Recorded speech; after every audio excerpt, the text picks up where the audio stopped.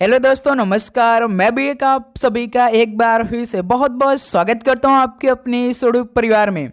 तो आप सब कैसे हैं? उम्मीद करता हूं आप सब अच्छे होंगे, स्वस्थ होंगे और railway NTPC 12th level exam 2025 की तैयारी बहुत ही अच्छी तरीके से चल रही होगी। तो साथियों, आज की इस क्लास में जीके का पहला प्रैक्टिस सेट को डिस्कस करने जा रहे हैं। तो आप सभी की क्या उस लेवल की तैयारी है? यदि हम 60 क्वेश्चन कराते हैं तो क्या आप सभी से 45 क्वेश्चन ठीक हो सकता है? इसमें साथ ही हम वही क्वेश्चन करेंगे जो आपके पेपर में डिटो छपने वाले हैं। हूबहू ऐसा ही सवाल आपको देखेंगे आपकी शिफ्ट में। आपका एग्जाम साथी एक महीने में कभी भी पढ़ सकता है। तो आप जानते हैं साथी कि एनटीपीसी का एग्जाम जो 12th लेवल का होने जा रहा है वो 7 तारीख से स्टार्ट हो, यानी 7 अगस्त से स्टार्ट होगा और 8 सितंबर को समाप्त होने वाला है। इस बार साथी आपकी नई कंपनी एग्जाम कराएगी। ये पहला रेलवे का एग्जाम होने जा रहा है जो कि साथ ही नई कंपनी कराएगी। वैसे तो साथ ही इस समय एसएससी सिलेक्शन पोस्ट का एग्जाम करा रही है। जिस तरह से 10th लेवल का एग्जाम में सवाल पूछा गया था और उसका साथ ही 12th लेवल के एग्जाम में जो सवाल पूछा गया था, इससे तो हमें आइडिया लग चुका है कि एनटीपीसी 12th लेवल का ही एग्जाम होने जा रहा है। यानी आप सभी को एनटीपीसी 12th लेवल का ही सवाल मिलेगा, थोड़े से मीडियम सवाल देखने को मिलेगा। ओके, तो आप क्या रेडी हैं इसके लिए? क्या आप सभी से 60 क्वेश्चन में से 45 क्वेश्चन ठीक हो सकते हैं? यदि साथी आज पहले प्रैक्टिस सेट में आपका इन 60 प्रश्न में से 45 क्वेश्चन ठीक होता है तो समझिए आप सभी की जो तैयारी ना बहुत अच्छी तरीके से चल रही है। बिल्कुल जैसा आपके पेपर में सवाल बनते हैं भाई, तो बिल्कुल वैसा ही प्रश्न आज की इस क्लास में हमने आपके लिए तैयार किया है। तो सारे क्वेश्चन को अच्छे से देखिएगा और अपनी तैयारी को परखिएगा। ओके, नोट यहाँ पे पढ़िएगा भाई। परीक्षा से पहले सारे प्रश्न को आप काफ़ी अच्छी तरीके से रट्टा लगाकर उसे याद कर लेंगे। ओके, चलिए तो इस क्लास को स्टार्ट कर लेते हैं। देखते हैं इन 60 क्वेश्चन में से हम लोग कितना स्कोर करते हैं। डेली क्लास साथी सुबह 8 बजे आएगी और एक दोपहर में 12:35 पे, जो कि साथी चैप्टर वाइज आएगी दोपहर में, और शाम में 7 बजे by most expected GK question आने वाले हैं। ओके, चलिए दोस्त इस क्लास को स्टार्ट कर लेते हैं। लास्ट में आप लोग अपना स्कोर बताएंगे कि आप सभी का इन 60 क्वेश्चन में से कितना स्कोर रहा। देखिए, 1972 का शिमला समझौता इंदिरा गांधी और किसके बीच हस्ताक्षरित किया गया था? बताइए, 1972 का शिमला समझौता इंदिरा गांधी और किसके बीच में साइन किया गया था? तो मेरे दोस्त याद रखिएगा, जो 1972 का शिमला समझौता हुआ था इंदिरा गांधी और जुल्फिकार अली भुट्टो के बीच में हस्ताक्षरित किया गया था। यानी ऑप्शन इस सवाल के क्या बनेगा? बिल्कुल राइट आंसर हो जाएंगे। चलिए नेक्स्ट अगला सवाल कॉल करिए, क्वेश्चन नंबर 2 को। 2.5 दिन का झोपड़ा मस्जिद कहाँ पर स्थित है? बताइए, 2.5 दिन का झोपड़ा मस्जिद ये कहाँ पर स्थित है? तो ये अजमेर में स्थित है। बी ऑप्शन क्या हो जाएगा? बिल्कुल राइट आंसर हो जाएंगे। चलिए अगला सवाल कॉल करिए, क्वेश्चन नंबर 3 को। भारत और पाकिस्तान के बीच 1960 में हुई सिंधु जल संधि पर किस शहर में हस्ताक्षर किए गए? बताइए साथी, भारत और पाकिस्तान के बीच 1960 में हुई सिंधु जल संधि में किस शहर में साइन किए गए थे? तो याद रखिएगा, ये कराची शहर में साइन किए गए थे। ऑप्शन सी क्या हो जाएंगे? बिल्कुल राइट आंसर हो जाएंगे। चलिए अगला सवाल कॉल करिए, क्वेश्चन नंबर 4 को। भारत के किस राज्य को लुढ़कती पहाड़ियों की भूमि के नाम से जाना जाता है? बताइए दोस्त, भारत के किस राज्य को लुढ़कती पहाड़ियों की भूमि के नाम से जाना जाता है? तो साथ ही याद रखिएगा, मिजोरम राज्य को। डी ऑप्शन क्या हो जाएगा? बिल्कुल राइट आंसर हो जाएंगे। चलिए दोस्त अगला सवाल कॉल करिएगा, क्वेश्चन नंबर 5 को।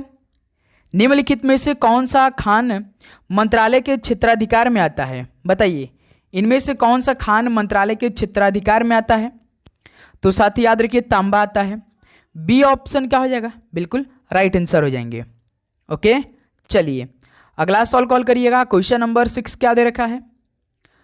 अहिल्या किले को 18वीं शताब्दी में किस नदी के तट पर निर्मित किया गया था? बताइए दोस्त, अहिल्या किले को 18वीं शताब्दी में किस नदी के तट पर निर्मित किया गया था? तो साथ ही याद रखिएगा, नर्मदा नदी के तट पर निर्मित किया गया था अहिल्या किले को। तो यहाँ से डी ऑप्शन क्या हो जाएगा? बिल्कुल राइट आंसर हो जाएंगे।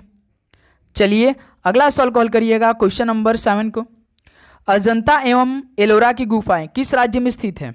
बताइए, अजंता एवं एलोरा की गुफाएं ये किस राज्य में स्थित है? तो याद रखेंगे साथी, महाराष्ट्र में स्थित है। बी ऑप्शन क्या हो जाएगा? बिल्कुल राइट आंसर हो जाएंगे। चलिए नेक्स्ट अगला सवाल कॉल करिएगा, क्वेश्चन नंबर 8 को। स्वर्ण मंदिर किस झील के किनारे पर स्थित है? बताइए, स्वर्ण मंदिर किस झील के किनारे पर स्थित है? तो याद रखेंगे साथी, अमृत सरोवर झील के किनारे पर स्थित है। यानी ऑप्शन इस वाला क्या बनेगा, बिल्कुल राइट आंसर हो जाएंगे। चलिए नेक्स्ट अगला सवाल कॉल करिएगा, क्वेश्चन नंबर 9 को। केवलादेव घाना राष्ट्रीय उद्यान कहाँ पर स्थित है? बताइए, केवलादेव घाना राष्ट्रीय उद्यान किस राज्य में स्थित है? तो साथी याद रखिएगा राजस्थान में स्थित है। बी ऑप्शन क्या हो जाएगा, बिल्कुल राइट आंसर हो जाएंगे। चलिए नेक्स्ट अगला सवाल कॉल करिएगा, क्वेश्चन नंबर 10 को। जवाहरलाल नेहरू ने किस वर्ष में नई दिल्ली में राष्ट्रीय संग्रहालय की आधारशिला रखी? बताइए, पंडित जवाहरलाल नेहरू जी ने किस वर्ष में नई दिल्ली में राष्ट्रीय संग्रहालय की आधारशिला रखी थी? तो साथी 1955 में रखी थी। बी ऑप्शन क्या हो जाएगा, बिल्कुल राइट आंसर हो जाएंगे। चलिए नेक्स्ट अगला सवाल कॉल करिएगा, क्वेश्चन नंबर 11 को। भारत के किस राज्य में कार्ले नामक संरक्षित बौद्ध गुफाएं मौजूद हैं? बताइए, भारत के किस राज्य में कार्ले नामक संरक्षित बौद्ध गुफाएं मौजूद हैं? तो याद रखेंगे साथी महाराष्ट्र में स्थित है ये। ऑप्शन सी क्या हो जाएगा, बिल्कुल राइट आंसर हो जाएंगे। चलिए अगला सवाल कॉल करिएगा, क्वेश्चन नंबर 12 को। राष्ट्रपति और राज्य मानवाधिकार आयोग के सदस्यों को कौन हटा सकता है? बताइए भाई, राष्ट्रपति और राज्य मानवाधिकार आयोग के सदस्यों को कौन हटा सकता है? तो भाई देखिए अध्यक्ष ही हटा सकता है, याद रखिएगा ऑप्शन यहां से बिल्कुल राइट आंसर हो जाएंगे। चलिए अगला सवाल कॉल करिएगा, क्वेश्चन नंबर 13 को। निम्नलिखित राजवंशों में से किसने बेसर शैली की वास्तुकला का परिचय दिया? बताइए, इन राजवंशों में से किसने बेसर शैली की वास्तुकला का परिचय दिया था? तो याद रखेंगे साथी चालुक्य राजवंशों ने। ऑप्शन बी क्या हो जाएगा, बिल्कुल राइट आंसर हो जाएंगे। चलिए नेक्स्ट अगला सवाल कॉल करिए, क्वेश्चन नंबर 14 को। भारत के किस राज्य में जवादी और सेवराय पहाड़ियां स्थित हैं? बताइए दोस्त, भारत के किस राज्य में जवादी और सेवराय पहाड़ियां स्थित हैं? तो मेरे दोस्त याद रखिएगा ये तमिलनाडु में स्थित है। ऑप्शन सी क्या हो जाएगा, बिल्कुल परफेक्ट आंसर हो जाएंगे। चलिए नेक्स्ट अगला सवाल कॉल करिए, क्वेश्चन नंबर 15 को। पाल साम्राज्य का संस्थापक कौन था? तो मेरे दोस्त पाल साम्राज्य का संस्थापक कौन था? तो गोपाल था। डी ऑप्शन क्या हो जाएगा, बिल्कुल परफेक्ट आंसर हो जाएंगे। तो साथ ही हम ज़्यादा टाइम वेस्ट नहीं करेंगे, हम लोग फटाफट हर एक क्वेश्चन को देखेंगे और आप अपनी तैयारी को देखते चलेंगे कि आप सभी की किस लेवल की तैयारी चल रही है। ओके, मिलिंद पन्हो पाठ किससे संबंधित है? बताइए, मिलिंद पन्हो पाठ ये किससे संबंधित है? तो मेरे दोस्त याद रखिए ये बौद्ध धर्म से संबंधित है। ऑप्शन यहाँ से क्या हो जाएगा आपका, बिल्कुल राइट आंसर हो जाएंगे। चलिए नेक्स्ट अगला सवाल कॉल करिए, क्वेश्चन नंबर 17 को। पशुपति किस काल से मनाया जाता है? पशुपति किस काल से मनाया जाता है? तो याद रखिए हड़प्पा संस्कृति के काल से मनाया जाता है। डी ऑप्शन क्या हो जाएगा, बिल्कुल राइट आंसर हो जाएंगे। चलिए नेक्स्ट अगला सवाल कॉल करिएगा, क्वेश्चन नंबर 18 को। कौन सा अंतरराज्य परिषद मंत्रालय के अंतर्गत आता है? तो साथी कौन सा अंतरराज्य परिषद मंत्रालय के अंतर्गत आता है? तो गृह मंत्रालय आता है। ध्यान देंगे आप लोग, बी ऑप्शन क्या हो जाएगा, बिल्कुल राइट आंसर हो जाएंगे। चलिए दोस्त नेक्स्ट अगला सवाल कॉल करिए, क्वेश्चन नंबर 19 को।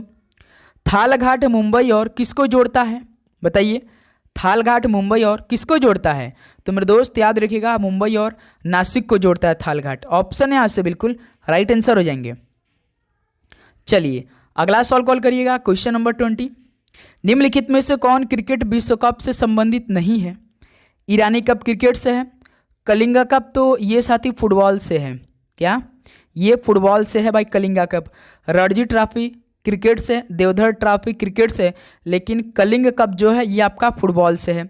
यानी इस सवाल का बी ऑप्शन क्या हो जाएगा, बिल्कुल राइट आंसर हो जाएंगे। चलिए नेक्स्ट अगला सवाल कॉल करिएगा, क्वेश्चन नंबर 21 को। निम्नलिखित में से कौन सा शासक पाटलिपुत्र को स्थापित किया था? तो इनमें से कौन सा शासक पाटलिपुत्र को स्थापित किया था? तो साथ ही याद रखिएगा उदयन ने किया था। बी ऑप्शन क्या हो जाएगा, बिल्कुल राइट आंसर हो जाएंगे। चलिए नेक्स्ट अगला सवाल कॉल करिएगा, क्वेश्चन नंबर 22 को। भारत की आकस्मिक निधि किस अनुच्छेद के तहत आती है? बताइए, भारत की जो आकस्मिक निधि है ये किस अनुच्छेद के तहत आती है? तो साथ ही याद रखिएगा अनुच्छेद 267 के तहत आती है। यानी ऑप्शन इस सवाल का बिल्कुल राइट आंसर हो जाएंगे। चलिए नेक्स्ट अगला सवाल कॉल करिए, क्वेश्चन नंबर 23 को। निम्नलिखित में से अंतिम मौर्य राज्य कौन था? तो साथ ही अंतिम मौर्य राज्य कौन था? तो बृहद था। ऑप्शन यहाँ से आपका बिल्कुल राइट आंसर हो जाएंगे। चलिए दोस्त नेक्स्ट नंबर कॉल करिएगा, क्वेश्चन नंबर 24 क्या दे रखा है? निम्नलिखित में से कौन एक नदी बंदरगाह है? तो साथी इनमें से एक नदी बंदरगाह कौन सा है? देखिए, तो भाई याद रखिएगा कोलकाता, ये फेमस सवाल है, हर एक एग्जाम ये सवाल पूछ देता है, नदी बंदरगाह जो कि कोलकाता है भाई। चलिए अगला सवाल कॉल करिए, क्वेश्चन नंबर 25 को। निम्नलिखित में से कौन सा महासागर सबसे लंबी तटरेखा है? तो साथी कौन सा महासागर सबसे लंबी तटरेखा है? तो साथी याद रखिए अटलांटिक महासागर है। डी ऑप्शन क्या हो जाएगा? बिल्कुल राइट आंसर हो जाएंगे। ओके, चलिए अगला सवाल कॉल करिए, क्वेश्चन नंबर 26 को। 2011 की जनगणना के अनुसार भारत में शहरी जनसंख्या का प्रतिशत कितना है? बताइए, 2011 की जनगणना के अनुसार भारत में जो शहरी जनसंख्या है इसका प्रतिशत कितना है? तो 31.16% है। ऑप्शन यहाँ से क्या हो जाएगा आपका? बिल्कुल राइट आंसर हो जाएंगे। चलिए नेक्स्ट अगला सवाल कॉल करिए, क्वेश्चन नंबर 27 को। डोलू कुनीथा किस राज्य में एक प्रसिद्ध लोक संगीत परंपरा है?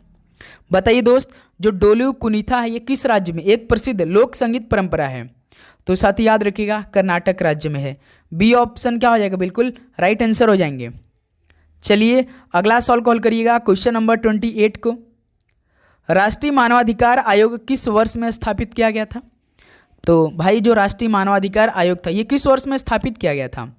तो 1993 में किया गया था। डी ऑप्शन बिल्कुल राइट आंसर हो जाएंगे। चलिए अगला सवाल कॉल करिए, क्वेश्चन नंबर 29 को। महात्मा गांधी राष्ट्रीय रोजगार गारंटी योजना किस वर्ष में शुरू की गई थी? बताइए, महात्मा गांधी राष्ट्रीय रोजगार गारंटी योजना तो स्टार्ट की गई थी 2005 में। डी ऑप्शन क्या हो जाएगा? बिल्कुल राइट आंसर हो जाएंगे। चलिए दोस्त अगला सवाल कॉल करिए, क्वेश्चन नंबर 30 को। सिकंदर ने भारत पर किस वर्ष आक्रमण किया था? तो साथी सिकंदर ने भारत पर किस वर्ष आक्रमण कर दिया था? तो 326 ईसा पूर्व में किया था। ऑप्शन यहाँ से बिल्कुल परफेक्ट आंसर हो जाएंगे। चलिए दोस्त नेक्स्ट अगला सवाल कॉल करिए, क्वेश्चन नंबर 31 को। कपास का सबसे बड़ा उत्पादक देश कौन सा है? बताइए दोस्त, कपास का जो सबसे बड़ा उत्पादक देश है वो कौन सा है? तो मेरे दोस्त याद रखिएगा चीन देश है। डी ऑप्शन क्या हो जाएगा? बिल्कुल राइट आंसर हो जाएंगे। चलिए अगला सवाल कॉल करिए, क्वेश्चन नंबर 32 को। निम्नलिखित में से कौन सा वन्यजीव अभयारण्य मध्य प्रदेश में स्थित है? बताइए दोस्त, जैसे मानस, यहाँ पे मानस होना चाहिए भाई, मानस वन्यजीव अभयारण्य तो भाई असम में है। असम है। बोरी वन्यजीव अभयारण्य ये कहाँ पे साथी? तो ये मध्य प्रदेश में है। बांदीपुर राष्ट्रीय उद्यान कहाँ पर है? तो साथी ये कर्नाटक राज्य में स्थित है बांदीपुर राष्ट्रीय उद्यान। और इंद्रावती टाइगर रिजर्व ये कहाँ पर स्थित है? तो साथी ये छत्तीसगढ़ में स्थित है। तो हमसे एमपी का पूछा है तो बोरी वन्यजीव अभयारण्य ये साथी आपका मध्य प्रदेश में स्थित है। तो इस सवाल का बी ऑप्शन जो बनेगा बिल्कुल राइट आंसर हो जाएंगे। चलिए अगला सवाल कॉल करिए, क्वेश्चन नंबर 33 को। आंध्र प्रदेश का लोक नृत्य क्या है? आंध्र प्रदेश का लोक नृत्य क्या है? तो ओट्टम थेडल है भाई। ध्यान दीजिएगा ऑप्शन सी बिल्कुल राइट आंसर हो जाएंगे। ओके, चलिए अगला सवाल कॉल करिए, क्वेश्चन नंबर 34 को। विरूपाक्ष मंदिर किस राज्य में स्थित है? बताइए दोस्त, जो विरूपाक्ष मंदिर है ये किस राज्य में स्थित है? तो भाई याद रखिएगा ये कर्नाटक में स्थित है। बी ऑप्शन क्या हो जाएगा? बिल्कुल राइट आंसर हो जाएंगे। चलिए अगला सवाल कॉल करिए, क्वेश्चन नंबर 35 को। निम्नलिखित में से किस ग्रह को विशालकाय ग्रह कहा जाता है? तो साथी किस ग्रह को विशालकाय ग्रह कहा जाता है? बताइए। तो याद रखेंगे साथी बृहस्पति को बोला जाता है। डी ऑप्शन क्या हो जाएगा? बिल्कुल राइट आंसर हो जाएंगे। चलिए अगला सवाल कॉल करिए, क्वेश्चन नंबर 36 को। सिडबी का मुख्यालय कहाँ पर स्थित है? तो मेरे दोस्त सिडबी का मुख्यालय कहाँ पर स्थित है? तो बताइए साथी कहाँ पर स्थित है सिडबी का मुख्यालय? बता सकते आप लोग? चलिए इस सवाल का राइट आंसर आप कमेंट दीजिए भाई। सभी साथी बताएंगे, सभी दोस्त बताएंगे। चलिए ऑप्शन हम 50-50 कर देते हैं, या लखनऊ या मुंबई, कमेंट करके बताइए। चलिए अगला सवाल कॉल करिए, क्वेश्चन नंबर 37 को। पांचवी पंचवर्षीय योजना अवधि क्या थी? यानी जो पांचवी पंचवर्षीय योजना चला था कब से लेकर कब तक चला था? जैसे चौथी आपका 1969 से लेकर 74 तक हुआ था, और पांचवी साथी जस्ट 1974 से 1978 तक चला था। यानी सी ऑप्शन बिल्कुल राइट आंसर हो जाएंगे। चलिए अगला सवाल कॉल करिए, क्वेश्चन नंबर 38 को। निम्नलिखित में से कौन भारतीय संविधान की प्रस्तावना का हिस्सा नहीं है? तो साथी भारतीय संविधान की प्रस्तावना के हिस्सा कौन नहीं है? देखिए लिबर्टी है, समानता है, न्याय है, लेकिन भाई प्रावधान नहीं है। तो यहीं से क्या हो जाएगा? डी ऑप्शन प्रावधान बिल्कुल परफेक्ट आंसर हो जाएंगे। चलिए नेक्स्ट अगला सवाल कॉल करिए, क्वेश्चन नंबर 39 को। किस ईसा पूर्व में हाइड स्पीच की लड़ाई आयोजित की गई थी? बताइए दोस्त, किस ईसा पूर्व में हाइड स्पीच की लड़ाई आयोजित की गई थी? तो मेरे दोस्त याद रखिए 326 ईसा पूर्व में। बी ऑप्शन बिल्कुल राइट आंसर हो जाएंगे। चलिए अगला सवाल कॉल करिए क्वेश्चन नंबर 40 को। बौद्ध धर्म में लोटस और बुल का प्रतीक क्या दर्शाता है? तो साथी बौद्ध धर्म में लोटस और बुल का प्रतीक क्या दर्शाता है? तो साथी याद रखिएगा जन्म को दर्शाता है, यानी ऑप्शन इस सवाल का बिल्कुल राइट आंसर हो जाएंगे। चलिए अगला सवाल कॉल करिएगा क्वेश्चन नंबर 41 क्या दे रखा है? तो साथी आप नोटिफिकेशन को जरूर ऑन कर लीजिएगा। जब भी हम क्लास देंगे तो आपके पास सबसे पहले नोटिफिकेशन जाएगा, इसलिए जरूर साथी सब्सक्राइब करने के बाद नोटिफिकेशन को ऑन करेंगे। निम्नलिखित में से कौन भारत में एक आधिकारिक राज्य भाषा नहीं है? तो भारत में एक आधिकारिक राज्य भाषा की बात करें वो नहीं है। देखिए बोडो है, पंजाबी है, लेकिन खंडेसी नहीं है। ऑप्शन सी खंडेसी बिल्कुल राइट आंसर हो जाएंगे। चलिए अगला सवाल कॉल करिए क्वेश्चन नंबर 42 को। बिपिन चंद्र पाल ने कौन सा समाचार पत्र शुरू किया? बताइए बिपिन चंद्र पाल ने कौन सा समाचार पत्र शुरू किया था? तो मेरे दोस्त याद रखिएगा आप लोग न्यू इंडिया, जो कि साप्ताहिक स्टार्ट किया था। ऑप्शन ए बिल्कुल राइट आंसर हो जाएंगे। चलिए अगला सवाल कॉल करिए क्वेश्चन नंबर 43 को। ब्रह्म समाज के संस्थापक कौन थे? बताइए दोस्त ब्रह्म समाज के संस्थापक कौन थे? तो कौन थे? राजा राम मोहन राय जी थे, यानी ऑप्शन यहाँ से बिल्कुल राइट आंसर हो जाएंगे। चलिए अगला सवाल कॉल करिएगा क्वेश्चन नंबर 44 को। संविधान सभा के वित्त और कर्मचारी समिति के अध्यक्ष कौन थे? बताइए साथी संविधान सभा के वित्त और कर्मचारी समिति के अध्यक्ष कौन थे? तो राजेंद्र प्रसाद जी थे। सी ऑप्शन क्या हो जाएगा? बिल्कुल राइट आंसर हो जाएंगे। चलिए दोस्त अगला सवाल कॉल करिए क्वेश्चन नंबर 45 क्या बनेगा? राज्यसभा का अध्यक्ष और उपाध्यक्ष भारतीय संविधान के किस अनुसूची के अंतर्गत आता है? तो राज्यसभा का अध्यक्ष और उपाध्यक्ष भारतीय संविधान के किस अनुसूची के अंतर्गत आते हैं? तो साथ याद रखिएगा दूसरे अनुसूची के अंतर्गत आते हैं। ऑप्शन यहाँ से बिल्कुल राइट आंसर हो जाएंगे। ओके चलिए अगला सवाल कॉल करिए क्वेश्चन नंबर 46 क्या बनेगा? भारत के पहले सिख राष्ट्रपति कौन थे? तो साथी भारत के जो पहले सिख राष्ट्रपति थे वो कौन थे? तो ज्ञानी जैल सिंह थे। डी ऑप्शन बिल्कुल राइट आंसर हो जाएंगे। चलिए दोस्त अगला सवाल कॉल करिए क्वेश्चन नंबर 47 को। विश्व धरोहर स्थल एलोरा गुफाएं किस राज्य में स्थित है? एलोरा गुफा तो आप जानते हैं साथी ये कहाँ पे स्थित है? महाराष्ट्र में। ऑप्शन सी बिल्कुल राइट आंसर हो जाएंगे। चलिए अगला सवाल कॉल करिएगा क्वेश्चन नंबर 48 को। भारत के उपराष्ट्रपति बनने के लिए न्यूनतम पात्र आयु क्या है? तो साथी उपराष्ट्रपति के जितने भी सवाल हैं आप सभी को मालूम होना चाहिए, क्योंकि साथी देखिए उपराष्ट्रपति जो जगदीप धनखड़ थे इन्होंने अपना त्याग दे दिया है भाई अपने पद से, तो याद रखिए ये महत्वपूर्ण सवाल है। ओके चलिए नेक्स्ट अगला सवाल कॉल करिएगा क्वेश्चन नंबर 49 को। वर्तमान में सड़क परिवहन और राजमार्ग मंत्री कौन है? तो वर्तमान में जो प्रेजेंट टाइम में सड़क परिवहन और राजमार्ग मंत्री वो कौन थे? तो साथी श्री नितिन जयराम गडकरी थे, यानी डी ऑप्शन बिल्कुल राइट आंसर हो जाएंगे। ओके चलिए नेक्स्ट अगला सवाल कॉल करिए क्वेश्चन नंबर 50 क्या बनेगा? निम्न में से किसने माउंट आबू जैन मंदिर का निर्माण किया है? तो बताइए साथी किसने माउंट आबू जैन मंदिर का निर्माण किया है? तो याद रखेंगे साथी बिमल शाह ने किया है। ऑप्शन यहाँ से क्या हो जाएगा आप सभी का बिल्कुल राइट आंसर हो जाएंगे। ओके चलिए नेक्स्ट अगला सवाल कॉल करिएगा क्वेश्चन नंबर 51 क्या दे रखा है? भारत में राज्यपाल बनने के लिए न्यूनतम आयु योग्यता क्या है? यदि साथी आपको भारत में गवर्नर बनना है तो आपकी जो मिनिमम एज है वो कितनी होनी चाहिए? यही सवाल आप सभी से पूछ रहा है। तो साथी याद रखिएगा 35 वर्ष होना बहुत ज़रूरी है। डी ऑप्शन बिल्कुल राइट आंसर हो जाएंगे। ओके चलिए अगला सवाल कॉल करिए क्वेश्चन नंबर 52 को। भारत की संसद में कौन कौन शामिल होते हैं? तो साथी आप जानते हैं कि भारत की संसद में एक तो लोकसभा होते हैं, राज्यसभा होते हैं, प्लस प्रेसिडेंट होते हैं, यही 3 होते हैं। यानी साथी कौन सा ऑप्शन? डी ऑप्शन देखिए लोकसभा, भारत का राज्यसभा और राष्ट्रपति होते हैं, यानी डी ऑप्शन इस सवाल का बिल्कुल राइट आंसर हो जाएंगे। चलिए दोस्त नेक्स्ट अगला सवाल कॉल करिए क्वेश्चन नंबर 53 को। भारत में दिल्ली उच्च न्यायालय की स्थापना कब की गई थी? तो साथी भारत में दिल्ली उच्च न्यायालय की स्थापना कब की गई थी? तो वर्ष 1966 में की गई थी। सी ऑप्शन बिल्कुल राइट आंसर हो जाएंगे। चलिए अगला सवाल कॉल करिए क्वेश्चन नंबर 54 को। पाक जल डमरू मध्य श्रीलंका को किससे अलग करता है? तो साथ ही आप जानते हैं श्रीलंका को भारत से अलग कौन करता है? पाक जल डमरू मध्य करता है, यानी ऑप्शन इस सवाल का बिल्कुल राइट आंसर हो जाएंगे। चलिए दोस्त, नेक्स्ट अगला सवाल कॉल करिए, क्वेश्चन नंबर 55 को। 1944 में इनमें से किसने गांधीवादी योजना बनाई थी? तो साथी 1944 में गांधीवादी योजना किसने बनाई थी? तो साथी याद रखिए श्रीमान नारायण अग्रवाल ने किया था। ऑप्शन डी बिल्कुल परफेक्ट आंसर हो जाएंगे। चलिए अगला सवाल कॉल करिएगा, क्वेश्चन नंबर 56 को। 2011 की जनगणना के अनुसार भारत की साक्षरता दर क्या है, यानी कितने प्रतिशत है? 2011 की जनगणना के अनुसार भारत की साक्षरता दर, तो साथ ही आप जानते हैं 74.04% है, लेकिन ऑप्शन में केवल 74% दिया है, यानी ऑप्शन बिल्कुल राइट आंसर हो जाएंगे। चलिए अगला सवाल कॉल करिए, क्वेश्चन नंबर 57 को। बंगाल का विभाजन कब हुआ था? बंगाल का विभाजन लॉर्ड कर्जन ने कराया था, जो कि साथी वर्ष 1905 में। बी ऑप्शन बिल्कुल राइट आंसर हो जाएंगे। चलिए अगला सवाल कॉल करिए, क्वेश्चन नंबर 58 को।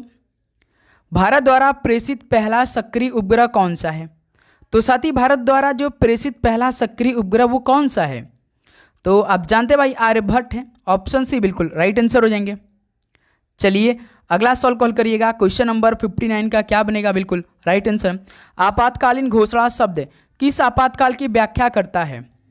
तो साथी जो आपातकालीन घोषणा शब्द है ये किस आपातकाल की व्याख्या करता है? तो मेरे दोस्त याद रखिएगा राष्ट्रीय आपातकाल शब्द का ये व्याख्या करता है। बी ऑप्शन बिल्कुल राइट आंसर हो जाएंगे। चलिए दोस्त लास्ट क्वेश्चन बताएंगे 60 नंबर। किस अनुच्छेद के तहत सूचना का अधिकार अपराध के लिए गिरफ्तार किए जाने के लिए स्पष्टीकरण प्राप्त करता है? तो साथ ही किस अनुच्छेद के तहत सूचना का अधिकार अपराध के लिए गिरफ्तार किए जाने के लिए स्पष्टीकरण प्राप्त करता है? तो साथ ही अनुच्छेद 22। ऑप्शन सी बिल्कुल राइट आंसर हो जाएंगे। तो साथ ही फाइनली 60 क्वेश्चन कंप्लीट हो चुके हैं। अब बताइए कि आप सभी का इन 60 क्वेश्चन में से लगभग कितना स्कोर रहा? बताइए, ईमानदारी के साथ बताएंगे सभी साथी कि आप सभी का इन 60 क्वेश्चन में से भाई कितना स्कोर रहा। उम्मीद करूंगा आपको हर एक क्वेश्चन बहुत अच्छी तरीके से समझ में आए होंगे। अपनी तैयारी साथी स्टार्ट करिए भाई बहुत अच्छी तरीके। अभी तक आपने तैयारी नहीं स्टार्ट किया है तो स्टार्ट करिए भाई तैयारी करना, क्योंकि अब यहाँ से आप सभी पास केवल 10 दिन बाकी है। इन्हीं 10 दिन में आपको सिलेक्शन लेना है, तो भाई पढ़ने की ज़रूरत है अब। ओके, तो चलिए दोस्त इस क्लास को यहीं पर समाप्त करते हैं। मिलते हैं साथी एक और नए क्लास के साथ। कल सुबह 8 बजे आप तैयार रहेगा, मैराथन के टाइप होने वाला आपका क्लास कल सुबह 8 बजे, इसलिए नोटिफिकेशन को ऑन करिए और अपनी तैयारी स्टार्ट कीजिए अच्छी तरीके से। सभी को जय हिंद जय भारत। पढ़ाई करते रहिए दोस्त। मिलते हैं नेक्स्ट सेशन में। जय हिंद जय भारत।